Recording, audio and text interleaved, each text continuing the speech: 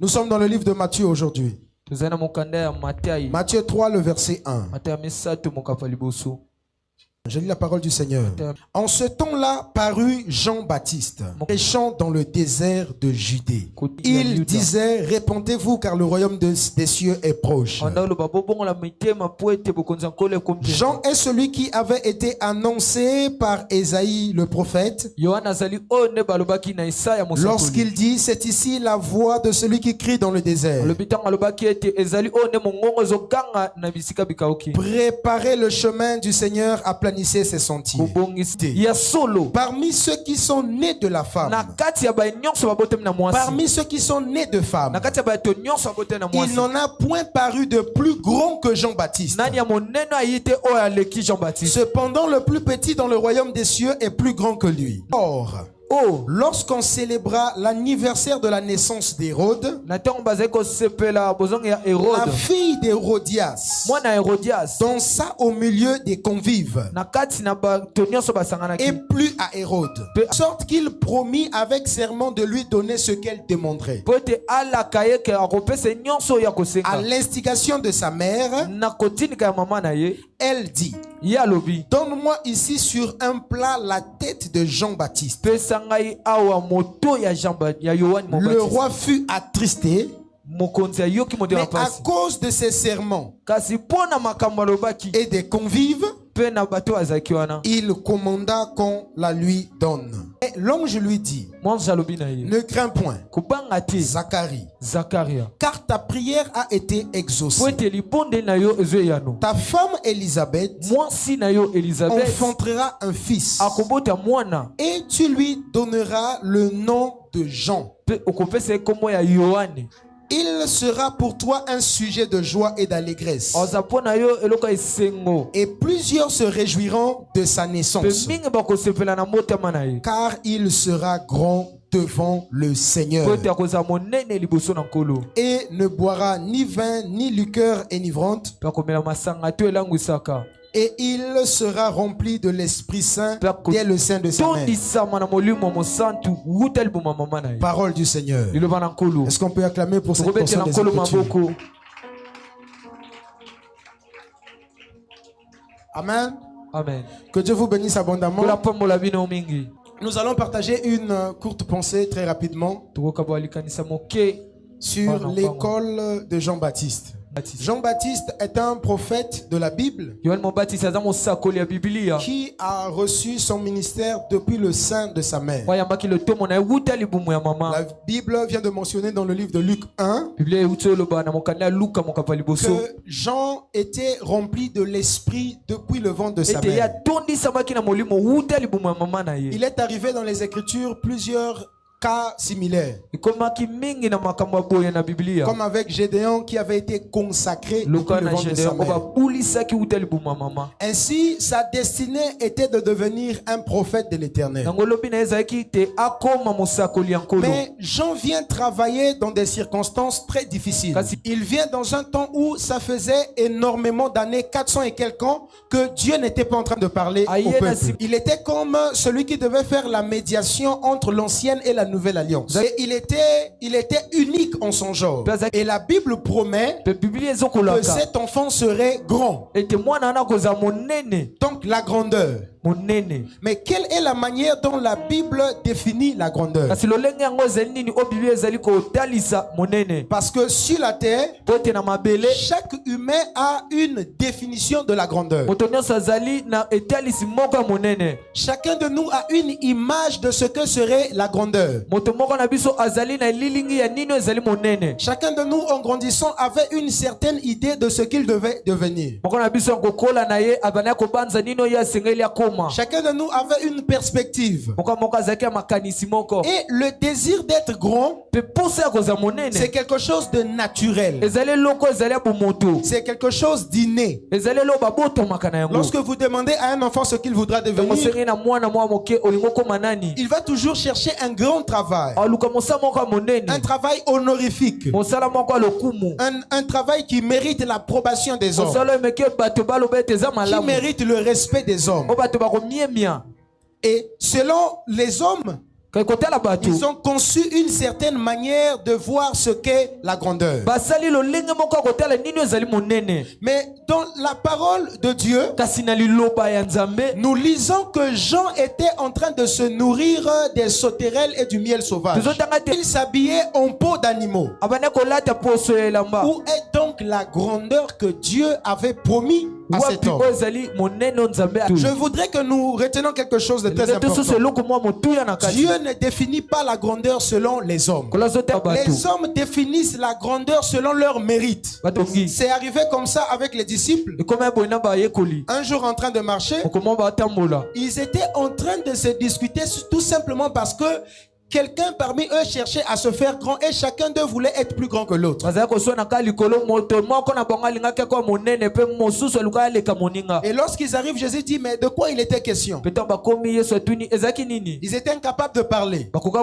Mais connaissant les secrets de leur cœur, ils savaient qu'ils se sont disputés parce qu'ils cherchaient à savoir qui était le plus grand.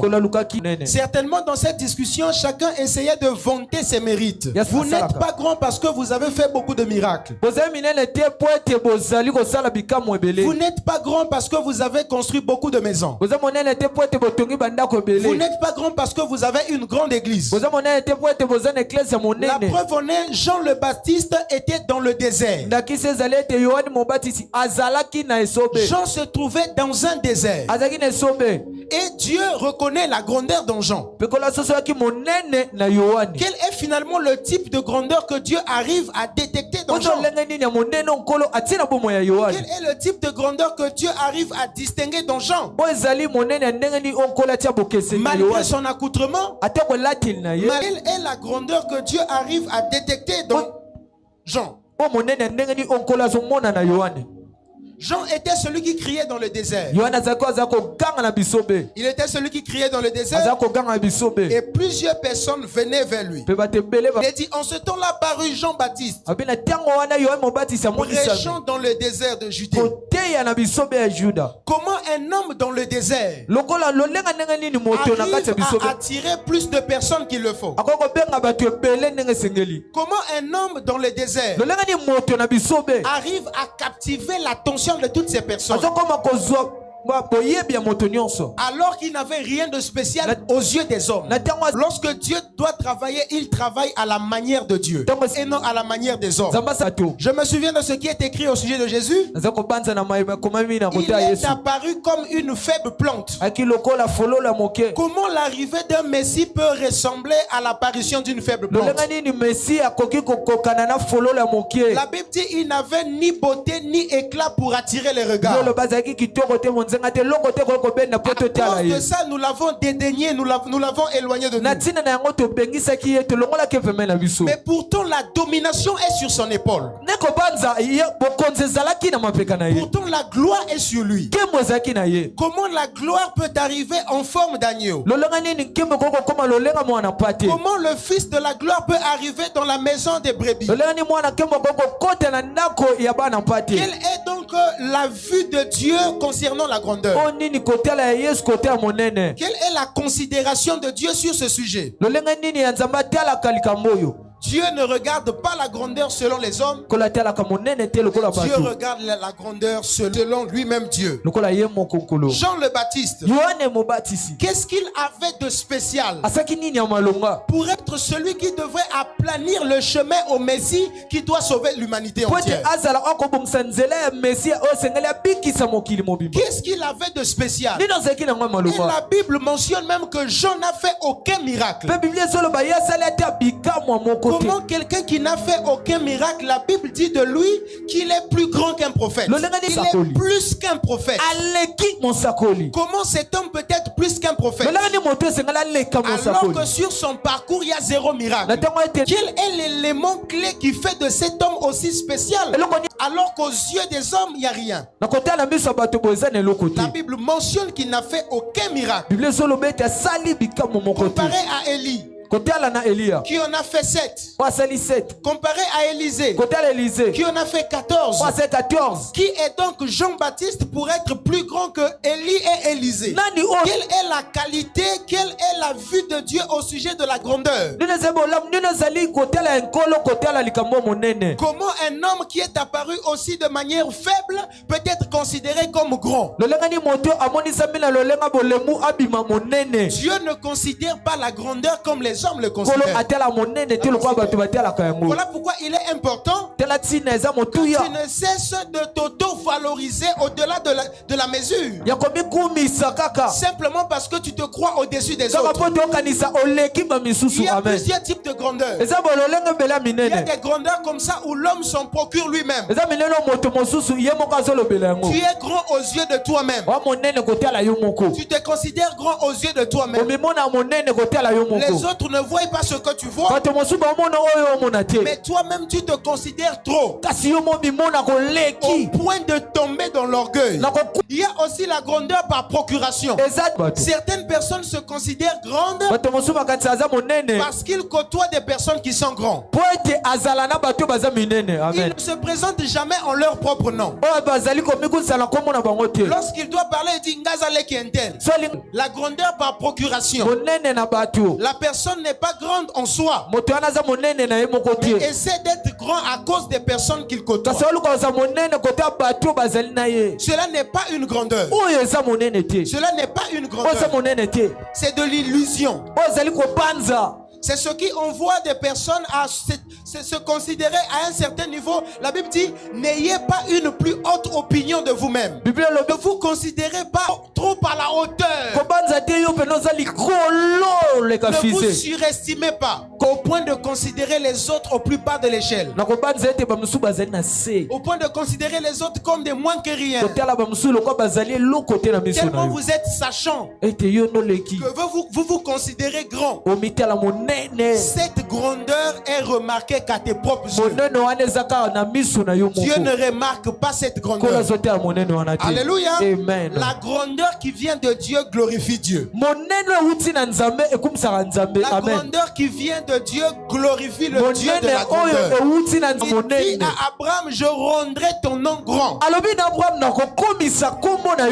Le nom d'Abraham se rend grand à cause du nom de Jésus qui le transporte. Le nom de Dieu qui transporte ce nom.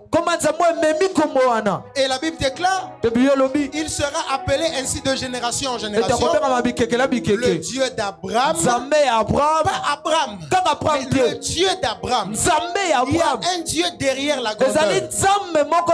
Il y a un Dieu derrière l'élévation. Chaque personne qui essaie de devenir grand de lui-même,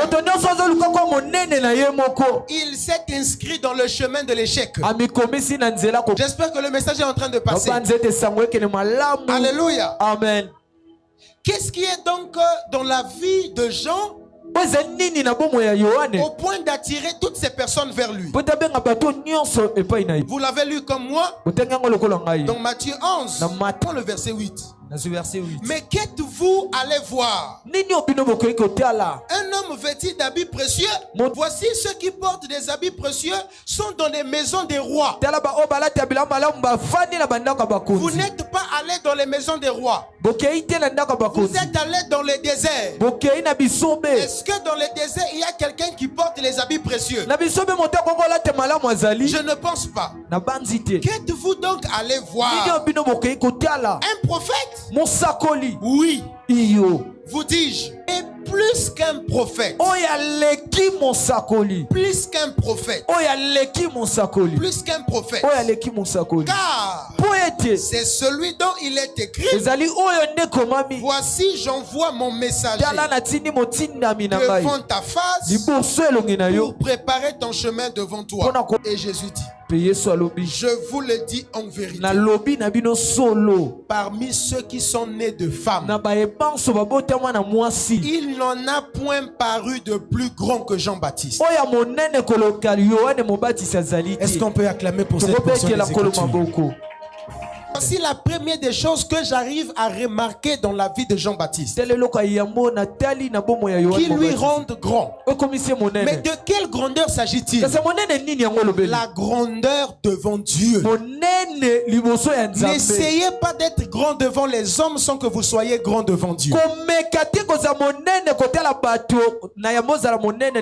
Soyez grand devant Dieu avant d'être grand devant les hommes. Chercher la grandeur devant les hommes est une quête sans fin. Vous n'arrêterez jamais d'essayer de prouver que vous êtes grand. Vous irez jusqu'à tuer seulement pour prouver que vous êtes grand. La grandeur devant Dieu. Jean était un serviteur humble qui a accepté la mission de Dieu avec humilité. Jean s'est retrouvé dans le désert, ne luttant pas avec la volonté de Dieu, comme Jonas l'avait fait. Jean a accepté la mission de Dieu avec humilité, a accepté le travail de Dieu avec humilité. Il s'est rendu dans le désert, là où il n'y avait personne, et il a commencé à crier dans le désert. Il a commencé à crier dans le désert. Il n'a jamais voulu prouver qu'il était quelqu'un. Il s'est effacé au point où seule sa voix était entendue. La Bible parlant de lui dit: c'est ici la voix qui crie dans le désert. Tellement la personnalité de Jean s'était effacée, on n'écoutait que sa voix. Ce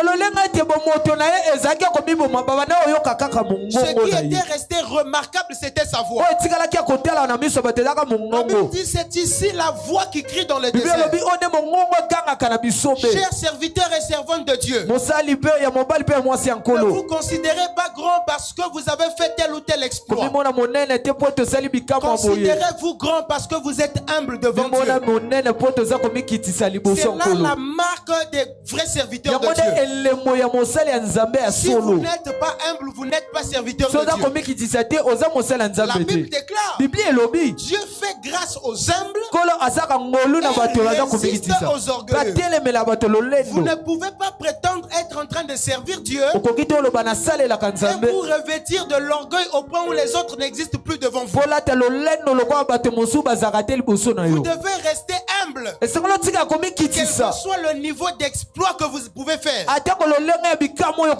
Vous devez rester humble, quels que soient les miracles que vous pourriez accomplir. Vous devez rester humble, quelles que soient les maisons que vous pourrez construire. Parce que la grandeur ne se définit pas par rapport à vos acquis. C'est ce que vous êtes au-dedans de vous qui définit ce que vous êtes devant Dieu.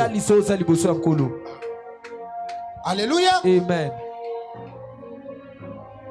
Lorsque les disciples ont fini de faire cette discussion, Jésus dit: le plus grand parmi vous, qui se fasse serviteur des autres. La loi du royaume est inversée par rapport à la loi du monde. Dans le royaume, pour gouverner, il faut d'abord descendre en plus bas de l'échelle. Dans le monde, si tu dois gouverner, il faut piétiner les autres. Mais dans le royaume de Dieu, il faut se rabaisser afin que Dieu se charge lui-même de t'élever. Et il dit: celui qui va se rabaisser, il sera élevé. Mais celui qui va s'élever de lui-même, il sera rabaissé. L'humilité est la clé fondamentale qui a marqué la grandeur dans la vie de Jean. Comment un homme aussi pauvre naturellement peut être considéré grand plus que tous les autres prophètes qui sont passés. Il y a une marque exceptionnelle d'humilité dans la vie de cet homme. Je veux dire à quelqu'un ce soir: sois humble et le Seigneur fera des choses avec toi. Dieu écoute facilement la prière d'un homme humble que d'une personne hautaine. Dieu écoute la prière des humbles, de ceux qui s'effacent. Voilà pourquoi Jésus, devant Dieu, il s'efface. Il dit: non pas ma volonté, mais que ta volonté soit faite. Quelle humilité! Ce jour-là, il est allé jusqu'à laver les pieds de ses disciples. Quelle humilité! Si vous voulez gouverner, si vous voulez être grand aux yeux de Dieu, apprenez à demeurer et à rester humble. Dieu fait grâce aux humbles. Il y a une vertu rattachée à l'humilité. C'est que la grâce leur est disponible facilement. Les hommes et les femmes humbles ont la facilité de recevoir la grâce de Dieu. Ils n'ont pas besoin de se battre parce que l'humilité en soi est déjà une prière.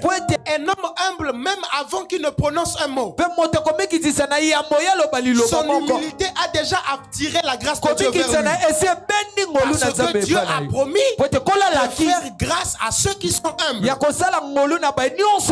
Soyez humbles dans le service de Dieu. Soyez humbles dans vos maisons. Soyez humbles dans vos milieux professionnels. Soyez humbles à tous les niveaux. C'est ce qui fera la différence entre ceux qui sont de Dieu et ceux qui ne sont pas. C'est ce qui fera la différence entre ceux qui sont du royaume et ceux qui ne sont pas lui. Un jour, j'ai été invité dans une église. C'était un dimanche. C'est une grande église. Ils ont 3 cultes le dimanche. Beaucoup de personnes. Au point où vous êtes fatigué quand vous faites le service. Mais chaque personne qui devrait s'approcher devant le pasteur était obligée de s'agenouiller.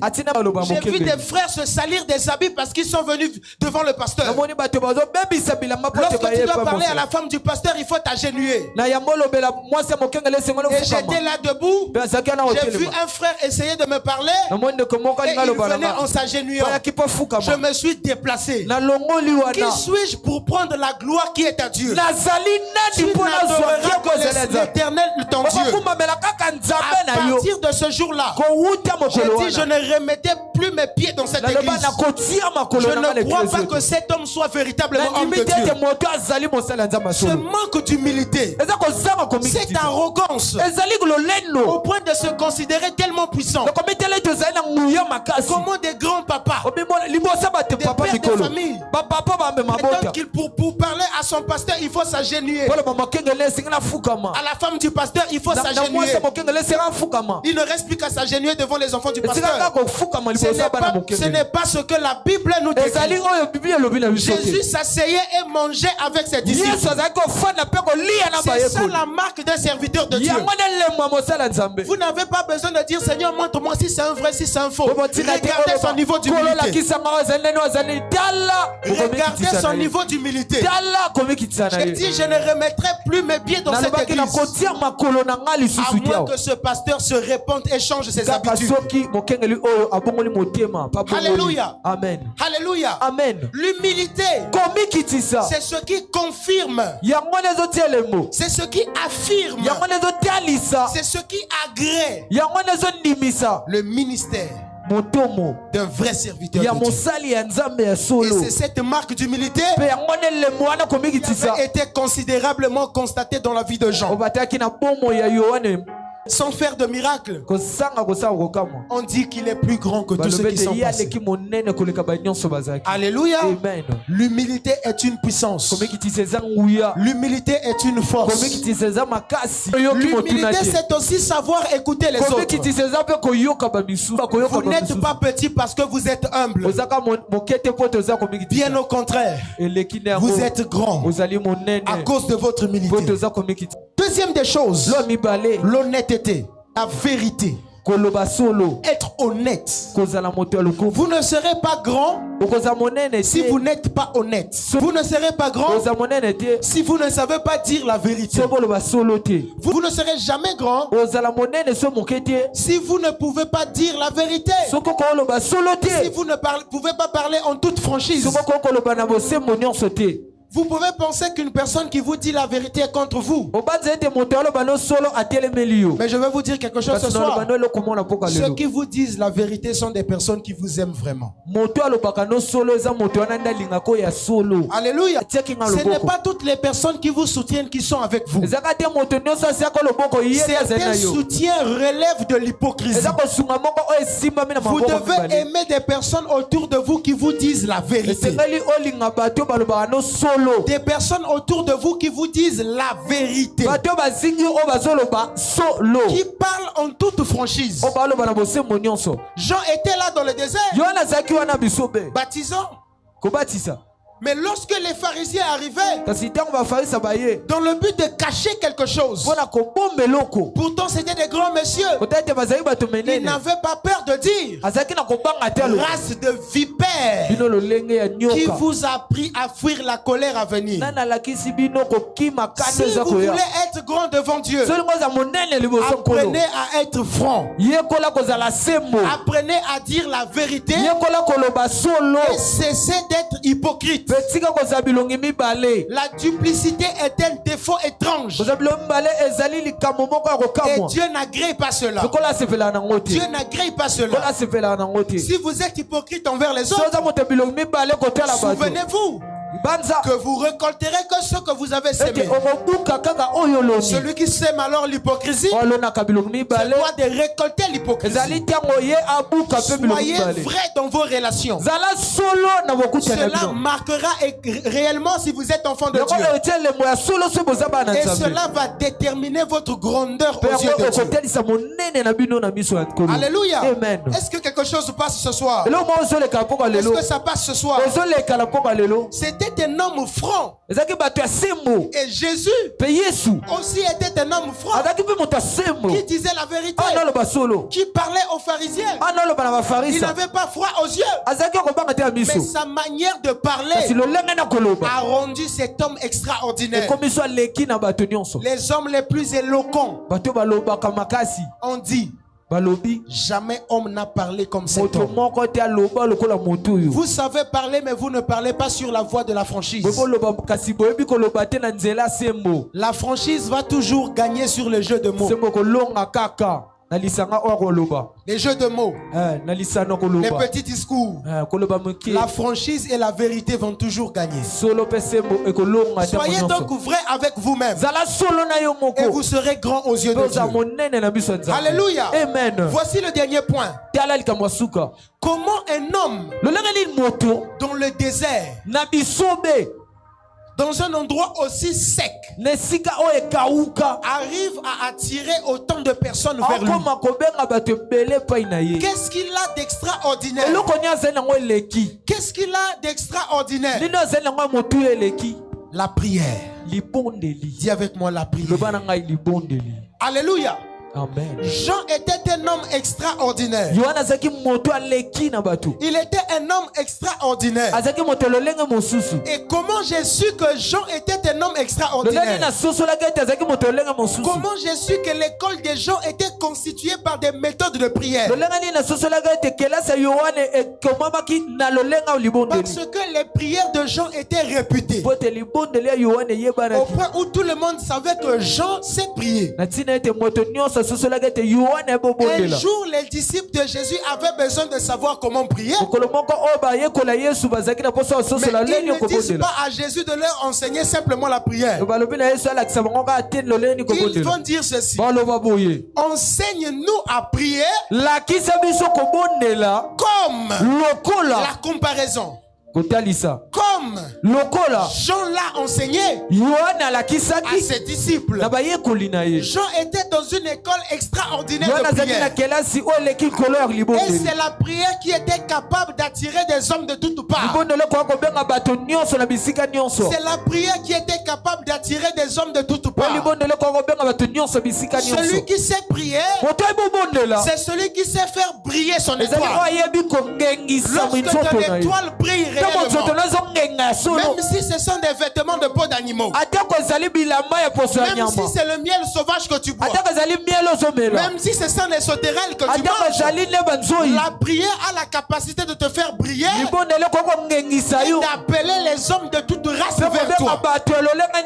Et d'appeler les hommes de toute race vers toi. Jean était un homme extraordinaire de prière. Il a formé ses disciples à la prière. La prière était le fondement de son ministère. La prière était le secret de son ministère. Et à cause de ses prières, les hommes étaient obligés de quitter le confort de la ville et d'entrer dans un désert. Là où on avait soif. Là où le soleil frappe abondamment. Mais les hommes ne regardaient pas aux obstacles. Ils regardaient à la puissance que peut produire la prière. Ils regardaient à la puissance et au résultat que peut produire la prière. Celui qui sait prier, c'est celui qui sait naviguer dans les sphères spirituelles. C'est celui qui sait sonder les trônes de Dieu. C'est celui qui sait parler à Dieu. Celui qui sait parler à Dieu, c'est celui qui permet à Dieu de parler au cœur des personnes qui doivent l'écouter. C'est un discours indirect. Je parle à Dieu et Dieu parle aux hommes. Celui qui sait prier, c'est celui-là qui parle à Dieu. Mais Dieu lui-même se charge de parler aux hommes qu'il faut. Vous savez quoi? Parmi les hommes que Dieu s'en va parler, il y a Jésus-Christ de Nazareth, le sauveur des hommes, qui vient devant un tel homme pour se faire baptiser. Pour se faire baptiser. Mon Dieu, que peut produire la prière? La prière peut produire et emmener des hommes extraordinaires devant tes yeux. Pas parce que tu le mérites, mais parce que la couronne de Dieu est sur toi. Parce que la couronne de Dieu est sur toi. Celui qui sait prier, c'est celui qui sait appeler l'intervention de Dieu. Celui qui sait appeler l'intervention de Dieu. Jean était non seulement humble, il était non seulement franc, mais aussi lorsque l'heure sonnait, il savait prier.